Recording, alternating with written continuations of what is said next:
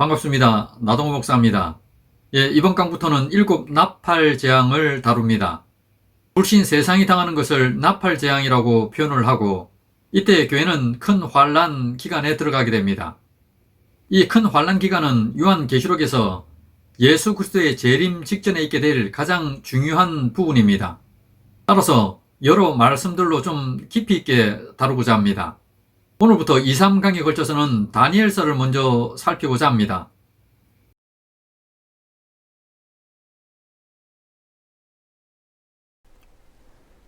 지난 15강 7인의 재앙을 정리해 보겠습니다. 예수님께서는 성부 하나님으로부터 7인으로 봉인이 된 두루마리를 받으셨습니다. 두루마리의 봉인을 하나씩 떼어내게 되고, 봉인이 모두 해제가 되고 나면은 두루마리가 펼쳐지게 되고 그 안에 기록된 말씀들이 이루어집니다. 바로 그 두루마리에 기록된 말씀이 펼쳐지고, 그래서 이루어지는 그 일은 십자가로 승리하신 예수님만이 이룰 수 있고 또 실제로 이루어 가십니다. 여기서의 이 두루마리는 인류 역사에 실제로 일어나는 구원 이야기를 상징한 겁니다. 그리고 두루마리가 펼쳐지는 것을 막고 있는 이 봉인은 사탄과 죄와 어둠에 속한 세상을 상징합니다. 그래서 예수님께서 봉인을 떼어내는 것은 사탄과 어둠에 속한 이 세상으로 볼 때는 그들에 대해 심판하는 것이고, 또 그들에 대한 재앙으로 나타나는 겁니다. 이 세상에 대한 재앙을 7인의 1,4번째 인에서는 네 말과 그 탄자들로 이렇게 등장을 시킵니다.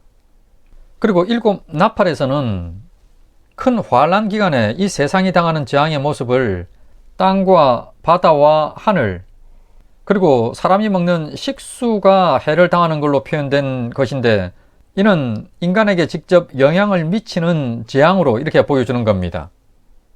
이러한 모습은 대접재앙도 마찬가지입니다. 이러한 세상에 일어나는 재앙은 그 강도가 점점 강화됩니다. 그러면서 7 대접재앙에서는 그리스도의 재림 심판으로 해서 완전히 이 세상이 멸망당하는 모습을 보여줍니다. 5번째 인이나 나팔 대접재앙은 모두가 종교적인 부분, 그러니까 영적인 부분의 모습을 보여줍니다. 인에서는 천상의 성도들을 보여줬고, 나팔에서는 악령들의 모습을 보여줬습니다. 그리고 대접에서는 어둠의 권세가 깨어지는 그러한 모습을 그렸습니다. 이어진 6번째 인이나 나팔 대접은 모두가 다 전쟁의 모습을 다룹니다. 6번째 인에서는 마지막 전쟁의 모습을 보여주었습니다. 그러니까 그리스도의 재림 심판이죠. 이 모습은 6번째 대접과 동일합니다. 바로 아마겟돈 전쟁이죠. 이 7인의 재앙 중에서는 보면은 큰 환란 기간에 대한 언급이 없었습니다. 따라서 7번째 인을 떼면서 그리스도의 재림을 중심으로 그 전후의 일들을 자세히 다룹니다. 그래서 그리스도의 재림 직전에 있게 될 큰 환란 기간인 이 나팔 재앙에서는 유브라데 전쟁이 언급됩니다. 이 유브라데 전쟁과 아마겟돈 전쟁을 합쳐서 계시록 20장에서는 곡과 마곡의 전쟁이라고 이렇게 표현을 했습니다.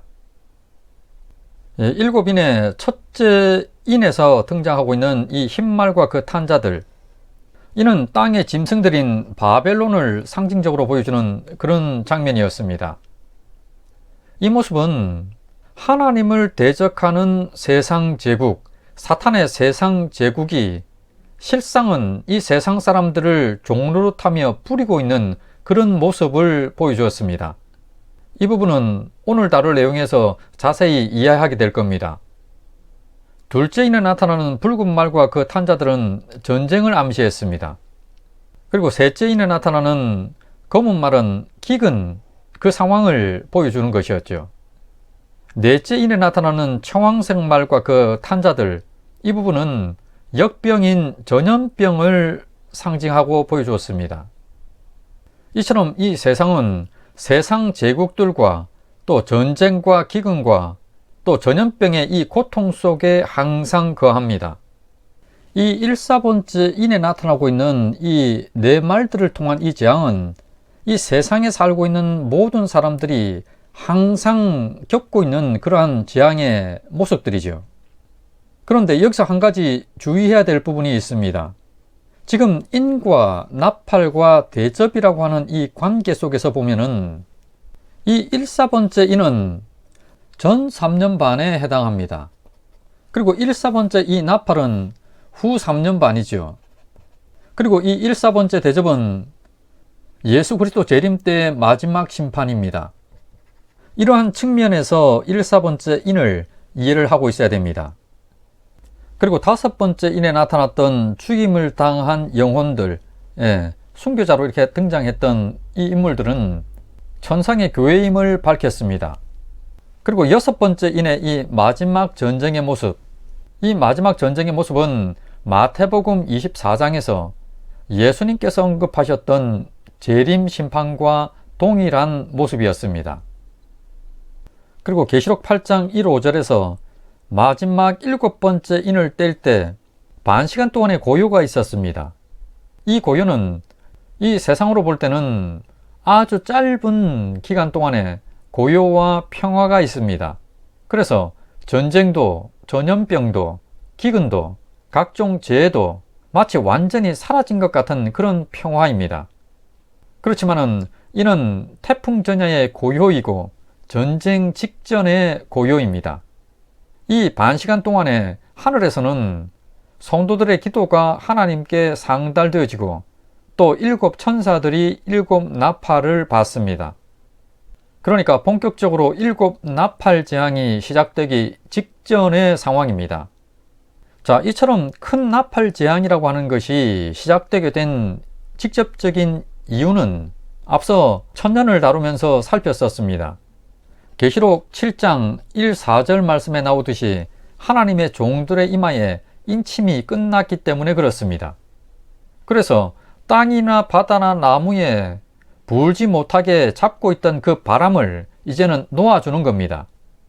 자, 이렇게 인침 받을 자가 인침을 다 받고 난 이후에 나팔 재앙인 큰 환란 기간이 시작됩니다. 이번 16강에서는 다니엘서 부분을 먼저 다루고자 합니다.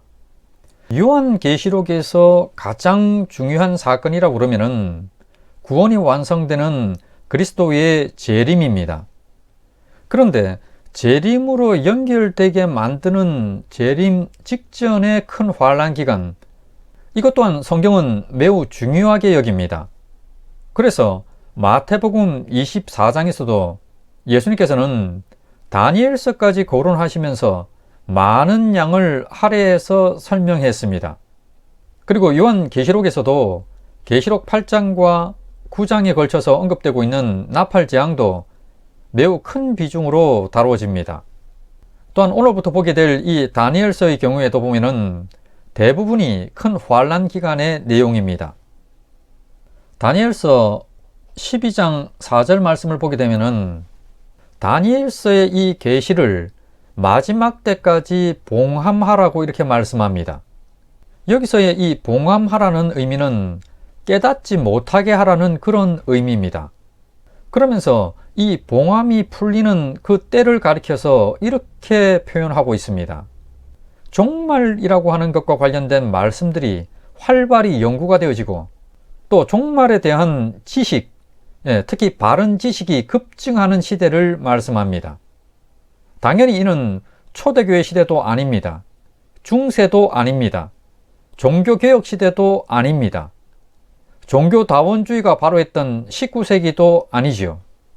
20세기부터 활발해지기 시작하던 것이 최근 21세기에 들어와서는 종말과 관련하여 연구되고 출판되는 것들이 기하급수적으로 폭발하고 있습니다. 그리고 천년기설 논쟁의 경우에도 보면은 최근까지는 서로들의 약점들 때문에 끝없는 그냥 평행선을 유지하면서 논쟁만 하고 있는 상황이었습니다. 그런데 최근에 와서는 이 모든 것들이 정리되고 있는 그러한 상황입니다. 당연히 예수님의 재림 전에 이 봉함이 풀려야 하고 열려야 함은 당연합니다. 왜냐 그러면은 예수님께서 재림하시는 그날까지 안개 속에서 서로 간에 티격태격할 수는 없기 때문입니다. 특히 예수님의 재림이 얼마 남지 않은 이 큰 환란 기간, 큰 환란 기간 그 이전에 바른 견해가 등장하게 되고 다는 아니더라도 어느 정도의 영향력을 미쳐야 합니다. 물론 이때가 된다고 해도 모두가 다 바른 견해를 따르지는 않을 겁니다. 일부는 실제로 큰 환란 기간이 시작된 이후에 깨닫기도 할 겁니다. 이와 관련된 것들은 이후에 드러나게 될 겁니다. 앞서도 언급을 했는데 큰 환란 기간이라고 하는 이 말은 성도들이 당하는 환란의 측면에서 바라본 말이죠. 그리고 7 나팔 재앙은 불신자들의 측면에서 바라본 말입니다. 앞서도 언급을 했었지만은 그리스도 재림의 날은 그 누구도 모릅니다. 예수님께서도 모른다고 하셨듯이 아버지 하나님 외에는 그 누구도 모릅니다.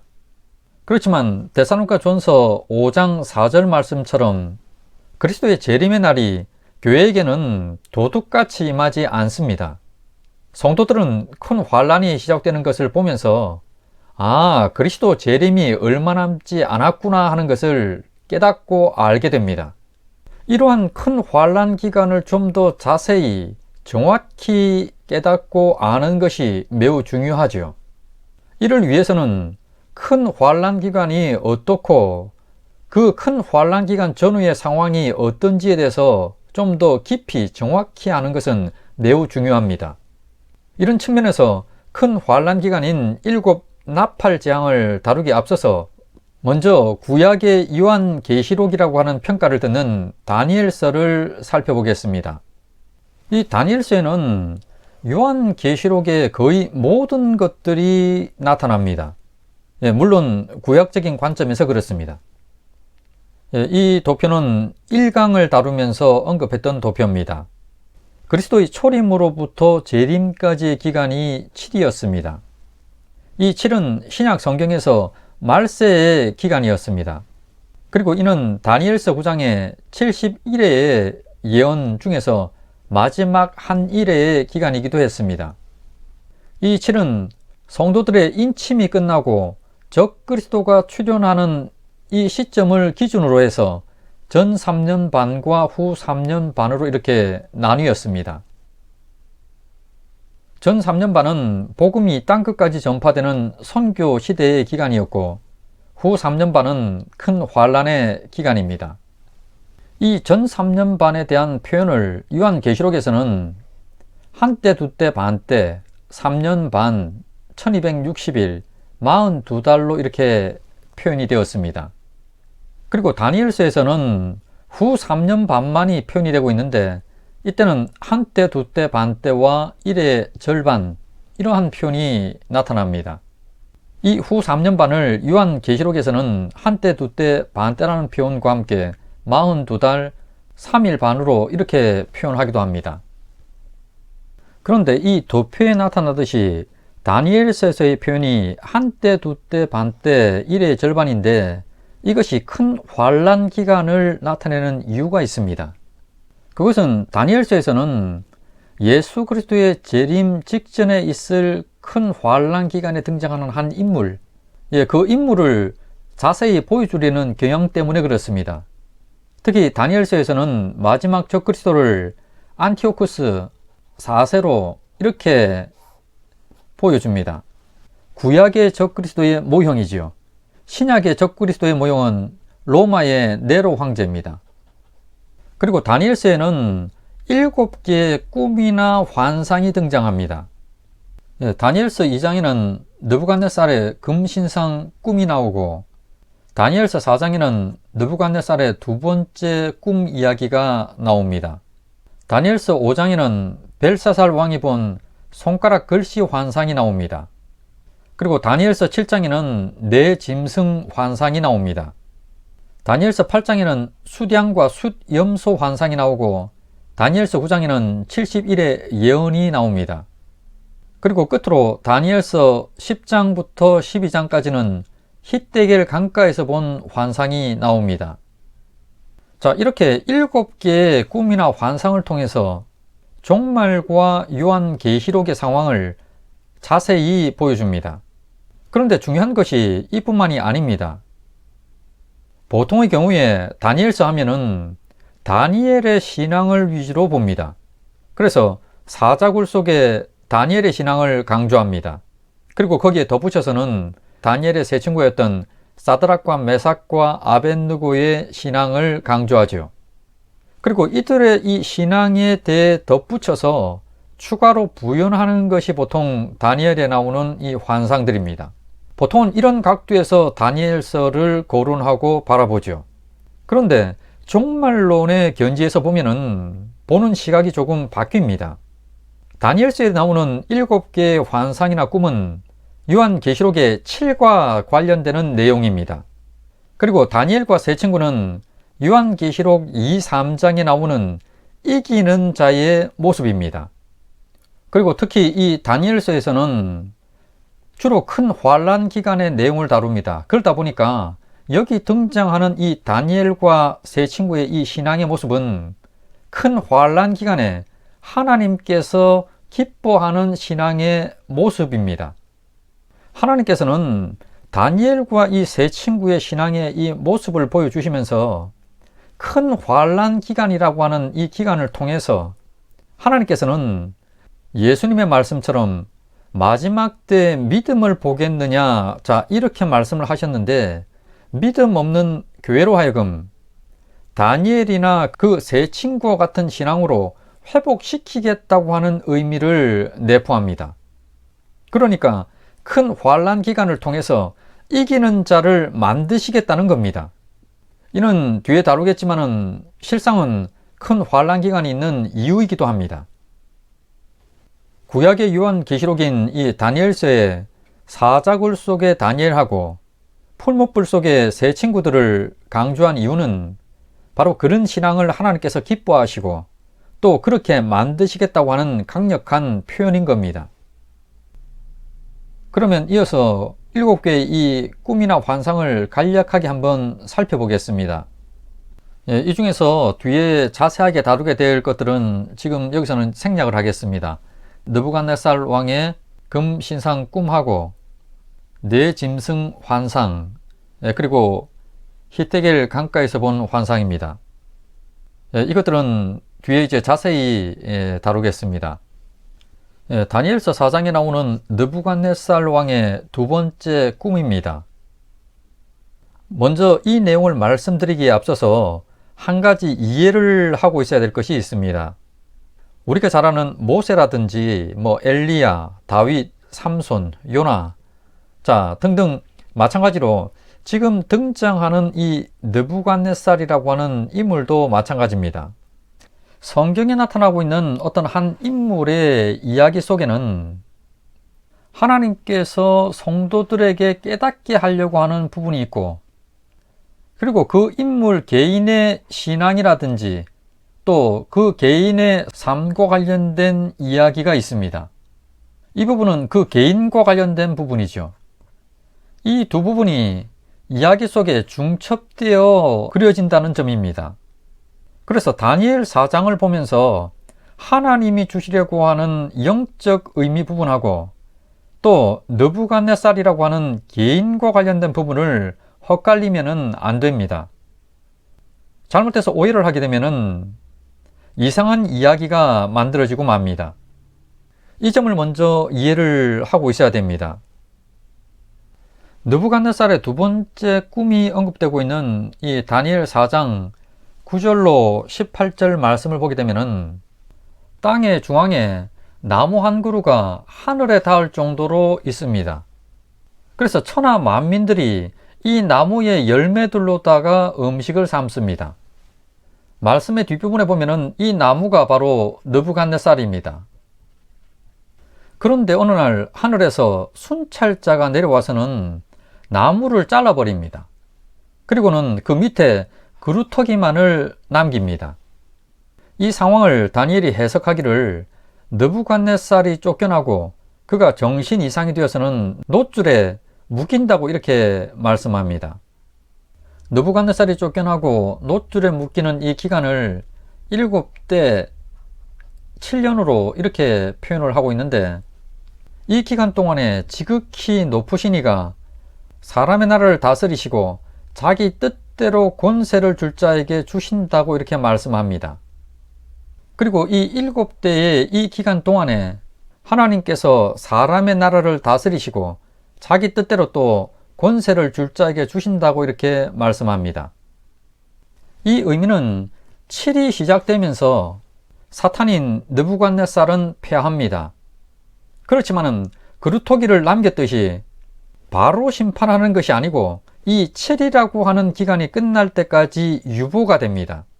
그리고 그 7의 기간 동안에 왕이신 주님께서는 교회를 세우시고 통치하시는 겁니다. 꿈과 관련된 실질적인 내용은 이 부분입니다. 그리고 이어진 18절 이후에서 느부갓네살은 개인적으로는 7년 뒤에 이제 정신 이상에서 회복이 되어집니다. 그리고 그가 하나님을 찬양하는 그러한 내용으로 이어집니다. 이 느부갓네살의 두 번째 꿈 이야기는 7과 관련돼서 언급하는 거죠. 그리스도의 십자가 승리와 사탄의 패배, 자, 이것을 설명하려고 하는 것이 주 핵심입니다. 자, 이어진 세 번째는 벨사살이 본 손가락 글씨입니다. 벨사살은 바벨론 제국의 마지막 왕입니다. 그와 관련된 환상입니다. 벨사살이 이 환상을 본 때는 바벨론 제국의 뒤를 이을 메데 페르시아 제국이 바벨론의 거의 모든 땅을 점령한 상태입니다. 그리고 이제 남은 것은 수도였던 이 바벨론 성만이 남아있는 상태였습니다. 자, 이런 상태에서 전쟁이 한 2년간 계속 지속되고 있는 그 가운데 있었습니다. 그리고 바벨론이 멸망하기 바로 전날 밤에 벨사살이 이 환상을 본 겁니다. 그런데 이 환상이 어떤 때 봤냐고 그러니까 왕궁에서 잔치를 베푸는 중에 본 겁니다. 지금 전쟁 중이고 또 바벨론 성만 남은 상태에서 벨사살이 잔치를 베푼 이유가 있습니다. 그것은 이 바벨론 성 안에 앞으로 한 20년 동안을 먹을 식량을 갖다가 비축한 그런 상태였습니다. 그리고 이 바벨론 성은 너무나도 웅장하고 견고했기 때문에 전혀 무너질, 패할 그 걱정을 하지 않고 있었습니다. 그런 상태에서 손가락 글씨를 본 겁니다. 그 글씨는 메네 데겔 우바르신, 하나님이 왕의 나라를 끝나게 하셨고 왕을 저울에 달아보니 부족하고 부족함이 보였고 왕의 나라를 메데와 페르시아 사람에게 준다는 그런 의미였습니다. 그리고 끝내 그날 밤에 바벨론이 멸망합니다. 이 벨사살의 상태를 알 수 있는 결정적인 것이 하나가 있는데 바로 이 잔치에 사용했던 그릇들, 이 그릇들은 모두가 과거에 예루살렘 성전에서 빼앗아왔던 하나님의 성전의 기명들이었습니다. 이 환상을 통해서 알 수 있는 것은 이 세상 제국이 심판받는 이유는 죄악 때문이고 또 이 세상 제국을 심판하는 주체는 하나님이심을 보이신 겁니다. 그리고 한 제국에서 다른 제국으로 넘어가는 것도 하나님의 섭리 안에 있는 겁니다. 그리고 다섯 번째로 숫양과 숫염소 환상인데 여기서의 숫양은 메데 페르시아 제국입니다. 그리고 숫염소는 그리스 헬라 제국입니다. 이 내용은 그리스의 알렉산더 대왕에게 메데 페르시아 제국이 멸망하는 그 내용입니다. 그런데 이 숫염소에게 네 뿔과 작은 뿔이 있다고 이렇게 언급합니다. 여기서의 이 네 뿔은 알렉산더가 죽고 난 이후에 그 휘하에 있던 4명의 장군들에 의해서 나라가 4개로 이렇게 나누어지게 됩니다. 그 이야기이고, 작은 뿔은 4장군 중에서 셀류쿠스라고 하는 인물, 시리아와 바벨론 지방의 왕이었던 이 셀류쿠스의 뒤를 이어서 8번째로 왕이 되었던 구약의 적그리스도의 모형인 안티오쿠스 에파피네스 4세, 안티오쿠스 4세, 이 인물을 나타내는 것이 바로 작은 뿔입니다. 여기 나오는 이 적그리스도의 모형인 안티오코스 4세는 이후에 이제 다니엘서 11장에 자세히 언급이 됩니다. 그리고 이제 네 번째 이 네 짐승 환상에서도 다루고 있기 때문에 여기서는 생략을 합니다. 그리고 이제 이어진 것이 여섯 번째 71회의 예언입니다. 이스라엘의 실제 역사로 보여줬던 69일에 그 69일회가 지난 이후에 남았던 마지막 한 일회 영적 7년입니다. 바로 그리스도의 초림으로부터 일의 절반의 적그리스도가 등장을 하게 되고 이후에 이 남은 한 일회가 완전히 찼을 때 71의 예언이 이루어지게 되고 그래서 적그리스도는 심판을 받게 되고 이후에는 죄가 끝나고 영원한 의가 드러나고 환상과 예언이 응한다고 하는 그 예언이었습니다. 지금 여기 등장하고 있는 다니엘서의 7개의 환상이나 꿈은 요한계시록을 이해하는 데 있어서 매우 중요합니다. 그러면 이어서 다니엘서 2장에 나오는 느부갓네살의 금신상 꿈을 한번 보겠습니다. 다니엘서 2장을 보게 되면은 느부갓네살이 어떤 특이한 꿈을 꾸게 되는데 그 의미를 몰라서는 고민에 빠집니다. 그래서는 바벨론 안에 있는 박수라든지 무당, 점쟁이, 술사들을 불러서는 어떤 꿈이었는지 그 내용을 말도 안 해준 상태에서 무슨 꿈인지 하고 또 그 의미를 해석하라는 겁니다. 만약에 꿈하고 그 의미를 해석하지 못하게 되면은 그들의 몸을 쪼개버리고 그들의 집들을 거름 더미로다가 그렇게 만들어 버리겠다고 이렇게 말합니다. 이 무당과 점쟁이들이 하소연을 합니다. 아니 도대체 무슨 꿈인지 말도 안 해주고 맞힐 사람이 어디 있냐는 겁니다. 이에 화가 난 느부갓네살이 바벨론 안에 있는 모든 지혜자라고 하는 지자는 다 죽여버리라고 이렇게 명합니다. 자, 그러다 보니까 다니엘하고 그의 세 친구들도 죽게 되었습니다. 이러한 상황 속에서 하나님께서 다니엘에게 환상으로 보여주시고 해석을 알려주십니다. 다니엘이 느부갓네살 왕에게 가서 그럽니다. 하늘의 하나님께서 왕에게 후일에 일어날 일들을 알게 하셨습니다. 왕이 큰 신상을 보았는데 광채가 나고 찬란하고 머리는 순금이고 가슴과 팔은 은이고 배와 넓적다리는 노치고 종아리는 쇠고 발은 쇠와 진흙이 섞여 있다고 이렇게 말합니다.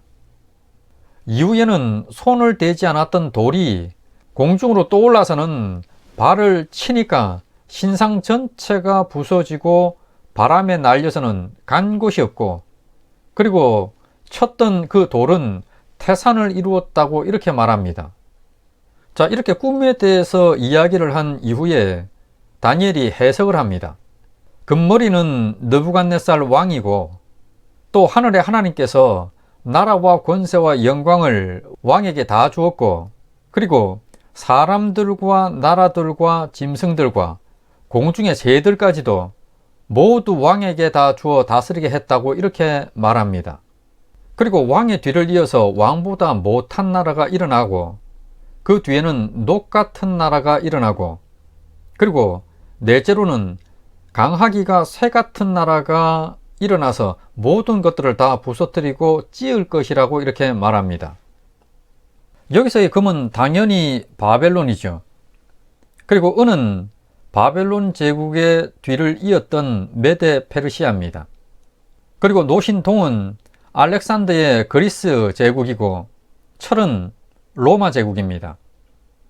자, 이와 관련된 견해는 교부들이라든지 제롬, 루터, 칼빈, 영, 자, 이렇게 대다수가 이렇게 보았습니다.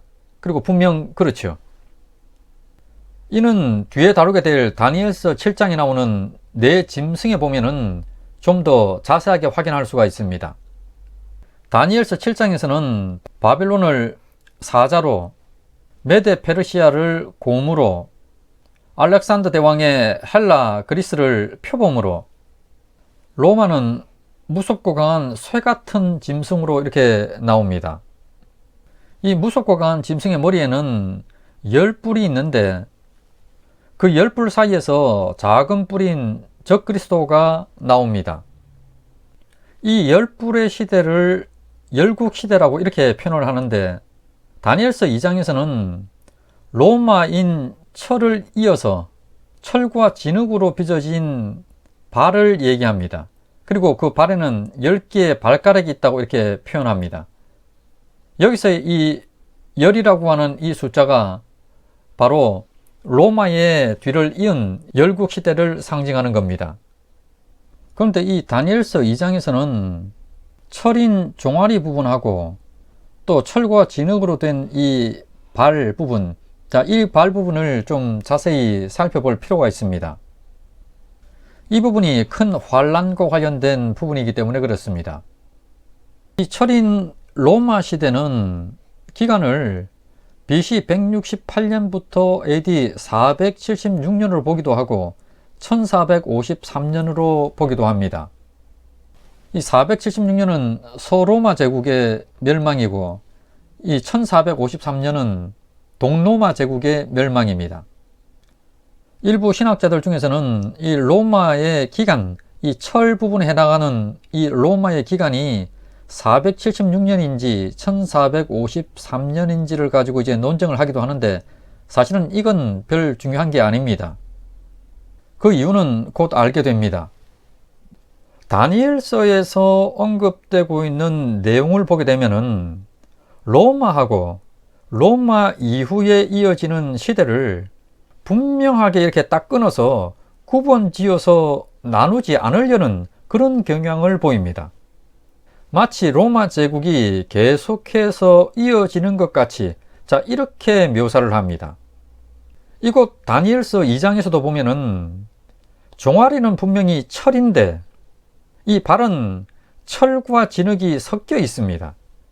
그리고 다니엘서 7장의 이 네 짐승 환상, 여기서도 보면은 넷째 괴물인 로마 이후에 어떤 다른 별도의 짐승이 이렇게 등장하는 것이 아니고, 이 넷째 짐승의 머리에서 열뿔이 있습니다. 그리고 그 열뿔 사이에서 작은 뿔인 적그리스도가 나오는 걸로 그렇게 그려집니다. 지금 이 모습은 성도들에게 매우 중요한 힌트를 제공하는 겁니다. 바로 로마 제국의 영향력, 그러니까 땅이라든지 로마의 문화라든지 또는 로마의 군사, 종교, 로마의 법, 이러한 것들이 그대로 이어진다는 걸 보여주는 겁니다. 실상 로마 제국은 무너졌지만은 그 제국의 영향력 안에서 이후에 등장하게 되는 열 발가락 또는 열뿔 또는 수많은 나라들이 그 영향력 아래에서 일어난다는 겁니다. 우리가 많이 들어봤던 팍스 로마나라고 하는 표현처럼 로마에 의해서 세상의 질서가 유지되어 왔는데 그 영향력이 로마 패망 이후에도 지속된다는 거죠. 그러면은 로마로부터 시작해서 그 이후에 열국 시대를 자세히 한번 살펴보겠습니다. 그런데 중요한 점 한 가지를 먼저 좀 이해를 하고 있어야 됩니다. 이 열국 시대를 로마 제국이 멸망한 이후에 바로 이어서 이것이 시작된다고 이렇게 보면은 안 됩니다. 이렇게 봤을 때 굉장한 혼란이 초래됩니다. 왜냐 그러면은 지금 다니엘서 7장의 네 짐승 환상에서도 열뿔과 거기서 작은 뿔이 등장하는 이때가 열국시대입니다. 적그리스도가 등장하는 거죠. 그러면은 지금 로마가 패망한 이후에 이 열국시대가 바로 이어진다고 그러면은 곧 이어서 적그리스도가 등장하는 큰 환란 기간이 시작되어야 합니다. 그런데 우리가 알다시피 역사의 오랜 시간이 흘렀지만은 아직 적그리스도가 등장하지 않고 있습니다. 이와 관련된 것들을 보여주는 요한계시록 17장 12절 말씀을 한번 보겠습니다. 내가 보던 열뿔은 열왕이니 아직 나라를 얻지 못하였으나 다만 짐승과 더불어 임금처럼 한동안 권세를 받으리라. 지금 다니엘서와 요한계시록이 보면은 따로 떨어진 것이 아니라 밀접한 관련을 맺고 있고 연결되어 있습니다. 자, 여기 나오는 이 열불이라고 하는 열왕, 자, 열국시대지요. 자, 그런데 이들이 보면은 아직 나라를 얻지 못하였으나 그럽니다. 마지막 적그리스도가 등장할 그때 같이 활동하게 될 왕들, 나라들, 그들이 아직은 나라를 얻지 못했다는 겁니다. 다만 이들이 짐승과 더불어 임금처럼 한동안 권세를 받으리라. 짐승인 마지막 적그리스도, 그와 함께 권세를 얻고 활동하게 될 것이라는 말씀인데 아직은 나라를 얻지 못했습니다. 그러니까 열국시대는 언제 등장하냐고 그러니까 큰 환란 기간, 바로 그 직전으로부터 시작해서 큰 환란 기간까지에 있게 될 제국의 형태가 열국시대입니다. 따라서 로마 제국의 멸망이라고 하는 이것 이후에 바로 이어지는 것이 아니라 어느 정도 시간이 흐른 이후에 바로 적그리스도가 등장하기 바로 직전에 그때부터 세상 끝까지 있게 될 것이 열국시대라는 겁니다. 자, 이러한 맥락에서 봐야 합니다. 그리고 또 한 가지 이해를 하고 있어야 할 것이 있습니다. 이 다니엘서 2장 금신상에서는 열 발가락이라고 하는 표현을 통해서 이 열국에 대한 언급은 나오지만은 적그리스도가 등장하는 내용은 빠져 있습니다. 그러니까 적그리스도가 등장하기 바로 그 직전에 이 세상이 어떤 모습인지를 보여줍니다. 자, 이 부분은 잠시 후에 자세히 언급될 겁니다. 자, 이런 점들을 유의하고 있어야 합니다. 그래야지 방향을 잃어버리지 않습니다. 다니엘서 2장 40절로 45절 말씀입니다. 넷째 나라는 강하기가 쇠 같으리니 쇠는 모든 물건을 부서뜨리고 이기는 것이라. 쇠가 모든 것을 부수는 것 같이 그 나라가 문 나라를 부서뜨리고 찌을 것이며 왕께서 그 발과 발가락이 얼마는 토기장이의 진흙이요 얼마는 쇠인 것을 보셨은즉 그 나라가 나뉘일 것이며 왕께서 쇠와 진흙이 섞인 것을 보셨은즉 그 나라가 쇠 같은 든든함이 있을 것이나 그 발가락이 얼마는 쇠요 얼마는 진흙인즉 그 나라가 얼마는 든든하고 얼마는 부서질 만할 것이며 왕께서 쇠와 진흙이 섞인 것을 보셨은즉 그들이 다른 민족과 서로 섞일 것이나 그들이 피차에 합하지 아니함이 쇠와 진흙이 합하지 아니함과 같으리이다. 이 여러 왕들의 시대에 하늘의 하나님이 한 나라를 세우시리니 이것은 영원히 망하지도 아니할 것이요 그 국권이 다른 백성에게로 돌아가지도 아니할 것이요 도리어 이 모든 나라를 쳐서 멸망시키고 영원히 설 것이라. 손대지 아니한 돌이 산에서 나와서 쇠와 놋과 진흙과 은과 금을 부서뜨린 것을 왕께서 보신 것은 크신 하나님이 장래 일을 왕께 알게 하신 것이라. 이 꿈은 참되고 이 해석은 확실하니이다 하니. 지금 여기 나오는 이 40절은 로마 제국에 대한 설명입니다. 이 로마는 철과 보병을 가지고 주변 나라들을 복속시키면서 대제국을 이루었습니다. 자, 거기에 대한 표현입니다. 그리고 이어진 이 41절부터는 발과 발가락으로 이렇게 표현이 된 여러 왕들의 시대를 나타내고 있습니다. 자, 그런데 로마와 크게 구분이 없이 그렇게 그냥 이어집니다. 이 여러 왕들의 시대의 특징 A, B, C, D, 자, 이것을 이해하는 것이 이 시대를 이해하는 데 굉장히 도움이 됩니다. 여기 A, B, C는 모두 쇠와 진흙의 비유가 나옵니다.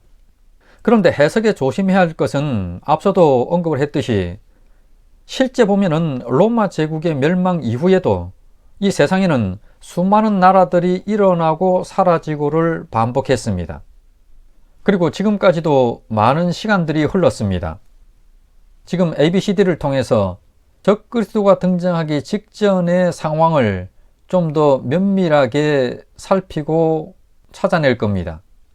먼저 이 해석을 위한 전제 조건이 있습니다. 첫째는 이 시대가 여전히 로마의 영향력 아래에, 그 아래에 있어야 한다는 겁니다. 지금 이 40절과 41절이 보면은 마치 그대로 한 나라인 것처럼 그렇게 이어지고 있습니다.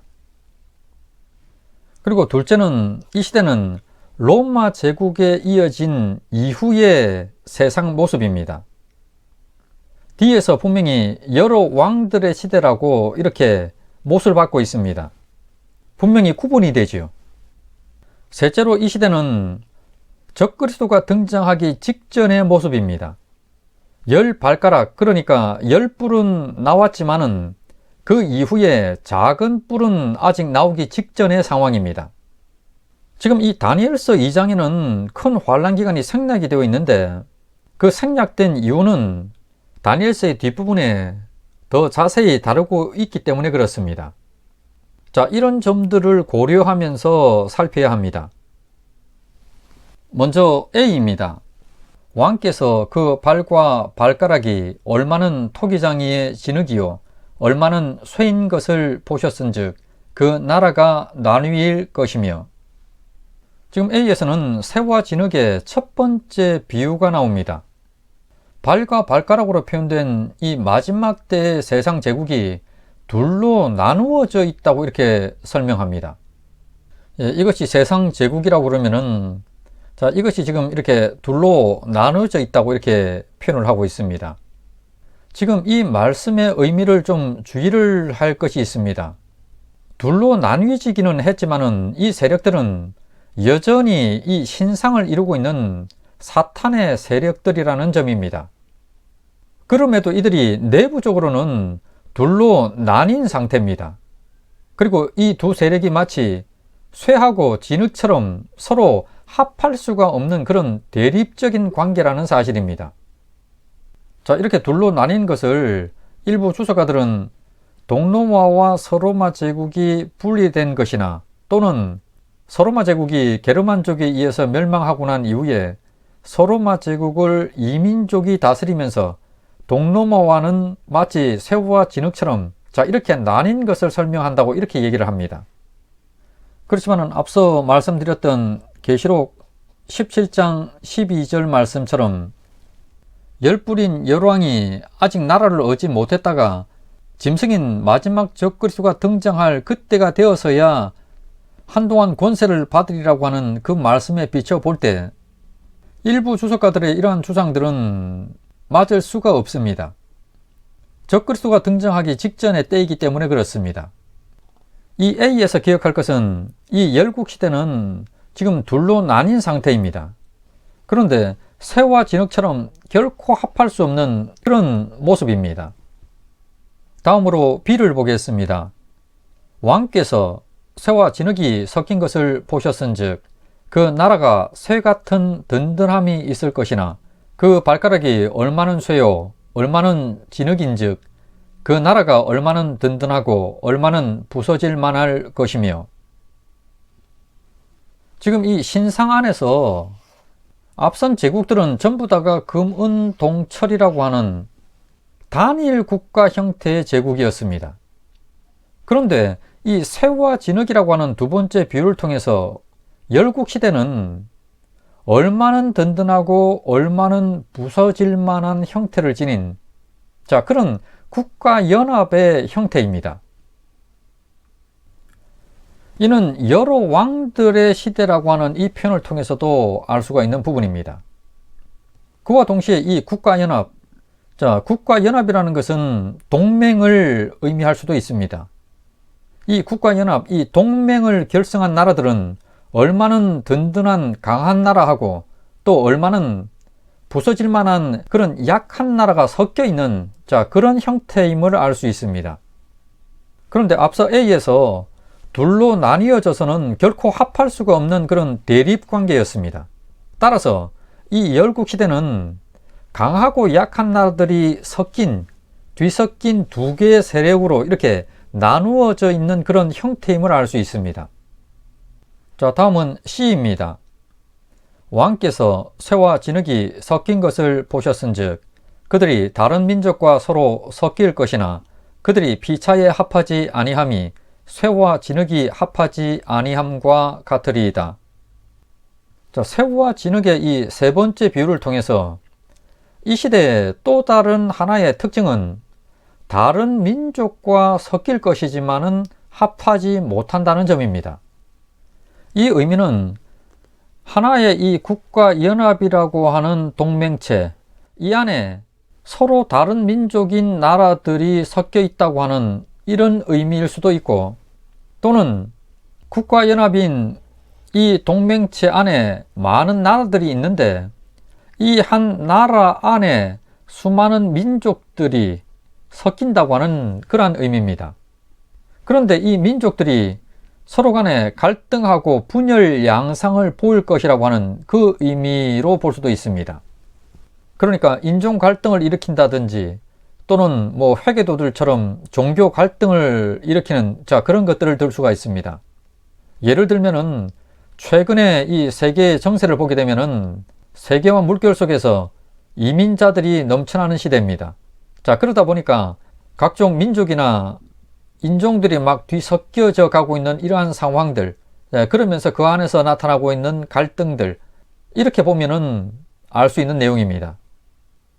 지금 여기 나타나고 있는 A, B, C를 보면은 모두가 이 쇠와 진흙이라고 하는 이 비유를 통해서 발과 발가락의 이 시대에 A에서는 마지막 제국을 형성하는 여러 왕들의 시대인 이 열국이 둘로 나뉜 것을 예로 설명했습니다. 그리고 B에서는 열국 안에 강한 나라와 약한 나라가 있음을 예로 나타냈습니다. 그리고 C에서는 서로 다른 민족들이 섞인 것을 예로 설명했습니다. 이러한 상황 속에서 쇠인 로마의 영향력은 계속 이어지고 있다는 점입니다. 그리고 여러 왕들의 시대라고 하는 점도 고려해야 합니다. 이를 종합해 보면은 로마의 영향력을 그대로 이어받은 이 사탄에 속한 열국 시대는 적대적인 두 개의 세력으로 나누어져서는 서로 대립을 하고 있는 상태입니다. 이 두 세력은 모두가 여러 나라들로 이렇게 이루어진 국가연합체, 동맹체이고, 또 이 연합국들 안에는 일부는 강한 나라와 또 약한 나라가 뒤섞여 있습니다. 또한 이 나라들은 여러 민족들이 섞여 있는 그런 상태입니다. 이러한 열국시대의 상태 속에서 다니엘서 7장을 보면은 작은 뿔인 적그리스도가 자라납니다. 나타나는 거죠. 다음으로 D입니다.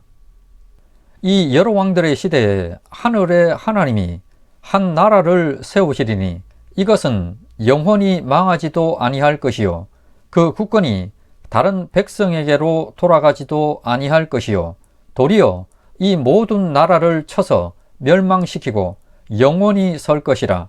손대지 아니한 돌이 산에서 나와서 쇠와 놋과 진흙과 은과 금을 부서뜨린 것을 왕께서 보신 것은 크신 하나님이 장래 일을 왕께 알게 하신 것이라. 이 꿈은 참되고 이 해석은 확실하니이다 하니. 여기 이 여러 왕들의 시대는 그리스도 재림 직전에 있게 될 그 시대입니다. 지금 이 다니엘서 2장에서는 적그리스도가 활동하기 바로 그 직전의 시대 상황, 그 시대 상황을 보여주고 있고, 지금 이 뒤에서는 적그리스도의 활동 시기는 언급이 빠져 있습니다. 그러면서 바로 손대지 아니한 돌, 그리스도의 재림을 통해서 이 세상이 심판받을 것에 대한 말씀으로 보여줍니다. 그런데 여기 나오는 말씀 중에서 하늘의 하나님이 한 나라를 세우시리니 이것은 영원히 망하지도 아니할 것이요. 이 부분을 신학자들 중에는 그리스도의 초림이라고 이렇게 주장을 합니다. 하나님께서 한 나라를 세우시는 것을 예수께서 초림하셔서 십자가로 승리한 이후에 교회 시대가 시작되는 그 상황으로 지금 본 거죠. 물론 그렇게도 볼 수가 있습니다. 그렇지만은 이 다니엘서 2장에 나타난 이 금신상의 내용들을 보면은 특히 이 뒤에서 이 여러 왕들의 시대에 하나님께서 하늘의 하나님이 한 나라를 세우시고 그 나라가 영원히 망하지도 아니할 것이고, 이 표현은 예수님의 재림을 통해서 구원이 완성되어진 그 나라, 완성된 그 나라로 보는 것이 문맥상으로 더 맞습니다.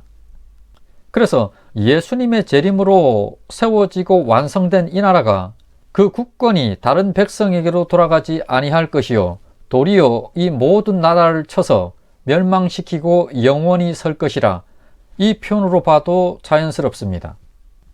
자, 이상에서 보는 바와 같이 사탄의 한 제국이 둘로 나뉘어져서는 대립하고 있는 그런 여러 왕들의 그 시대에 예수님의 재림이 있게 되고, 또 뜨인 돌이신 예수님에 의해서 이 세상 제국이 무너지고 주의 나라가 영원히 세워질 것을 말씀합니다.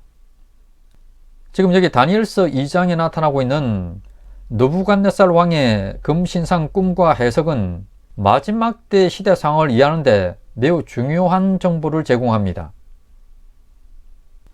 지금 여기 언급되고 있는 이러한 시대 상황, 이러한 시대 상황 속에서 적그리스도가 어떻게 권력을 잡게 되는지, 또 그 시대가 어떻게 시작이 되는지를 다른 말씀들을 통해서 보면은 좀 더 확실히 이해할 수가 있습니다. 자, 이렇게 이번 강의에서는 다니엘서에 대한 전반적인 설명하고 다니엘서 2장의 느부갓네살 왕의 금신상 꿈 부분을 살펴봤습니다. 이렇게 해서 16강 다니엘서 1부분을 살펴봤습니다. 이번 강에서는 다니엘서 2장 느부갓네살 왕의 금신상 꿈 중에서도 여러 왕들의 시대를 새와 진흙의 비유를 통해서 보여주는 부분이 핵심이었습니다. 이 부분은 마지막 적그리스도의 등장 직전에 세상의 상황이 어떨지에 대해서 보여주는 부분이죠. 앞으로 많은 부분을 다루다 보면은 좀 더 구체적인 큰 환란 기간이 드러나게 될 겁니다. 이는 말세지마를 살아가는 현재 성도들에게 매우 중요한 부분입니다.